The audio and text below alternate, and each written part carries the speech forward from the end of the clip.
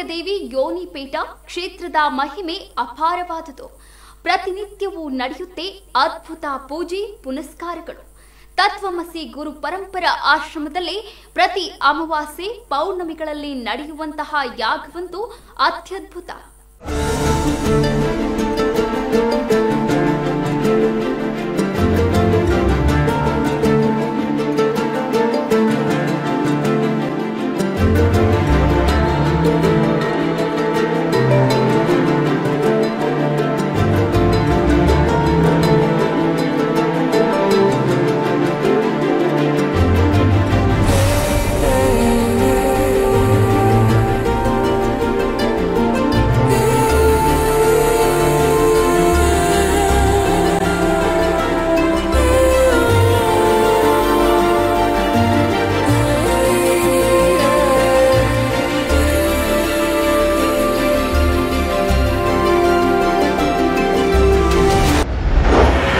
ಶ್ರೀ ಕಾಮಾಖ್ಯ ದೇವಿ ಶ್ರೀ ಕ್ಷೇತ್ರದ ಮಹಿಮೆ ಅಪಾರವಾದುದು. ತತ್ವಮಸಿ ಗುರು ಪರಂಪರ ಆಶ್ರಮದ ಯಾಗವಂತೂ ಅದ್ಭುತ.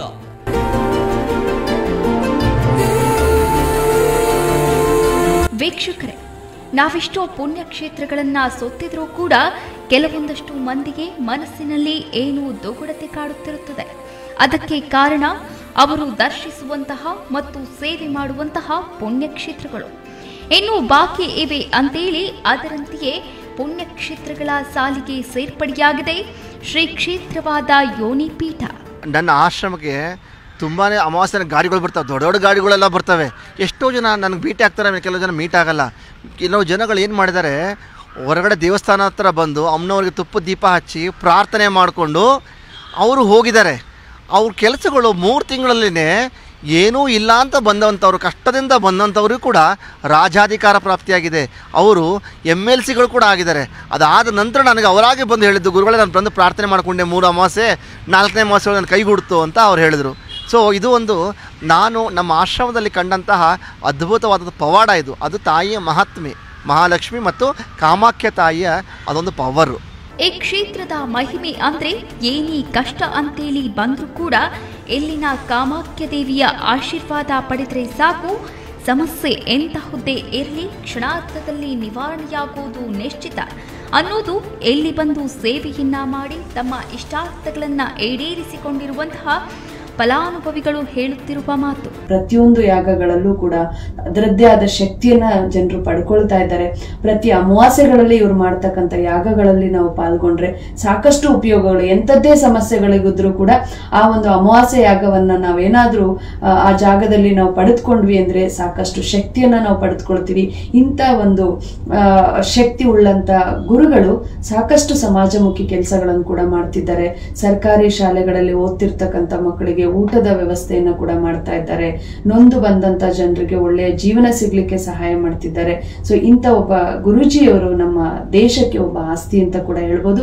ಇಂಥ ಒಂದು ಯಜ್ಞಗಳನ್ನ ನಾವು ಸಾಮಾನ್ಯವಾಗಿ ಮರೀತಾ ಇದ್ದೀವಿ ಅಂತಾನೆ ಹೇಳ್ಬೋದು. ಸಾಕಷ್ಟು ಜನರಿಗೆ ಈ ಒಂದು ಜನರೇಷನ್ ಚೇಂಜ್ ಅನ್ನೋದೇನಿದೆ, ಯಜ್ಞ ಯಾಗಾದಿಗಳು ಪೂಜೆ ಪುರಸ್ಕಾರಗಳು ಅಂತ ಹೇಳಿದ್ರೇನೆ ಅಸಡ್ಡೆ ಬರ್ತಾ ಇದೆ. ನಮ್ಮ ಹಿಂದೂ ಸನಾತನ ಧರ್ಮಕ್ಕೆ ಇದೆಲ್ಲವೂ ಬೇಕಾಗಿರ್ತಕ್ಕಂಥದ್ದು. ನಮ್ಮ ಹಿಂದುತ್ವವನ್ನ ಕಾಪಾಡ್ಲಿಕ್ಕೂ ಕೂಡ ಈ ಯಜ್ಞ ಯಾಗಾದಿಗಳು ನಮಗೆ ಅತಿ ಮುಖ್ಯವಾದಂತ ಅಂಶಗಳಾಗ್ತವೆ. ಹಾಗಾಗಿ ಪ್ರತಿಯೊಬ್ರು ಯಾರಿಗೆಲ್ಲ ಯಾವುದೇ ಸಮಸ್ಯೆಗಳಿದ್ರು ಕೂಡ ಗುರೂಜಿಯವರ ಒಂದು ಅನುಗ್ರಹವನ್ನ ಪಡೆದುಕೊಂಡು ನಿಮ್ಮ ಎಲ್ಲಾ ಸಮಸ್ಯೆಗಳನ್ನ ನಿವಾರಣೆ ಮಾಡ್ಕೊಳ್ಳಿ ಅಂತ ನಾನು ಆಶಿಸ್ತೀನಿ. ನಮ್ಮಲ್ಲೂ ಕೂಡ ಯಾವುದೇ ಸಮಸ್ಯೆಗಳಿದ್ರು ನಾವು ಗುರುಗಳನ್ನ ನಾವು ಭೇಟಿ ಮಾಡಿದ್ರೆ ಸಾಕಷ್ಟು ಉಪಯೋಗ ಆಗ್ತಕ್ಕಂಥ ಮಾಹಿತಿಗಳನ್ನ ನೀಡ್ತಾರೆ. ನಮ್ಮಲ್ಲೂ ಕೂಡ ಒಂದಷ್ಟು ಶಕ್ತಿಯನ್ನ ತುಂಬುವಂತ ಕೆಲಸವನ್ನ ಅವ್ರು ಮಾಡ್ತಿದ್ದಾರೆ. ರಾಜ್ಯದ ಮೂಲೆ ಮೂಲೆಗಳಿಂದ ಬರುವಂತಹ ಅದೆಷ್ಟೋ ಭಕ್ತರುಗಳು ಕಷ್ಟ ಕಾರ್ಪಣ್ಯಗಳನ್ನ ನಿವಾರಿಸಿ ಇಷ್ಟಾರ್ಥಗಳನ್ನ ಈಡೇರಿಸುವಂತಹ ಕಾಲಜ್ಞಾನಿ ಗುರೂಜಿರವರು ಇರುವಂತಹ ಪುಣ್ಯಕ್ಷೇತ್ರದ ಮಹಿಮೆ ಅಪಾರವಾದುದು. ವಿಶೇಷವಾಗಿ ನಮಗೆ ಅಮಾವಾಸ್ಯೆ ಎಂದು ನಮ್ಮ ಆಶ್ರಮದಲ್ಲಿ ವಿಶೇಷವಾಗಿ ಯಾಗ ಇರುತ್ತೆ. ಇಲ್ಲಿ ನಾವು ಮಹಾಕಾಲ ಭೈರವ ನಿಮಿತ್ತವಾಗಿ ಯಾಗ ಮಾಡ್ತೀವಿ.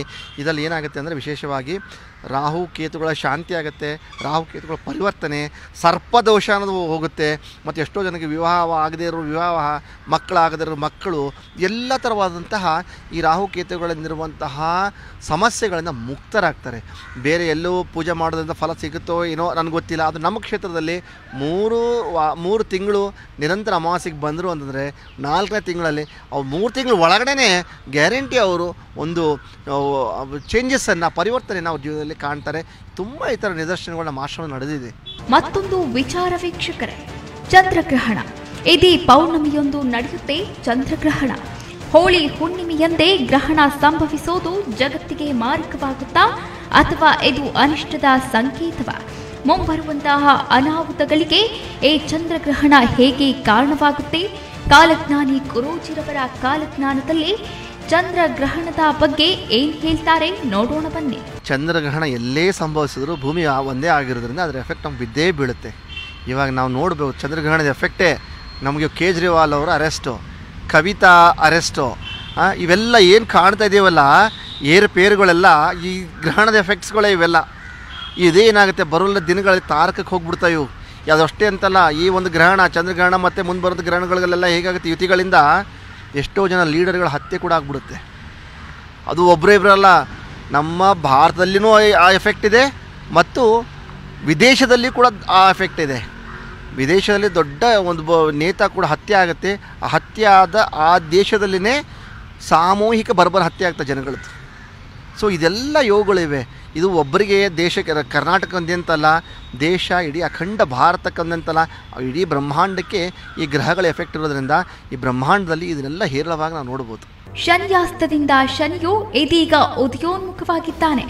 ಅರ್ಥಮದಲ್ಲಿ ನಡೆಯುವಂತಹ ಯಾರೊಬ್ಬರನ್ನೂ ಕೂಡ ಶಿಕ್ಷಿಸದೆ ಶನಿಯು ಬಿಡೋನಲ್ಲ.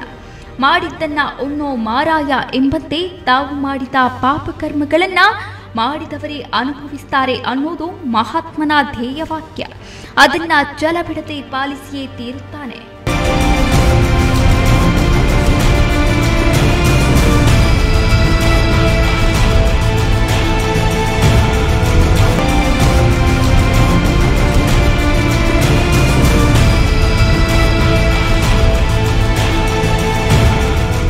ನೋಡಿದ್ರಲ್ಲ ವೀಕ್ಷಕರೇ, ಇದೇ ಈ ಹೊತ್ತಿನ ವಿಶೇಷ. ನೋಡ್ತಾ ಇರಿ ರಾಜ್ ನ್ಯೂಸ್ ಕನ್ನಡ, ಇದು ಕನ್ನಡಿಗರ ಧ್ವನಿ.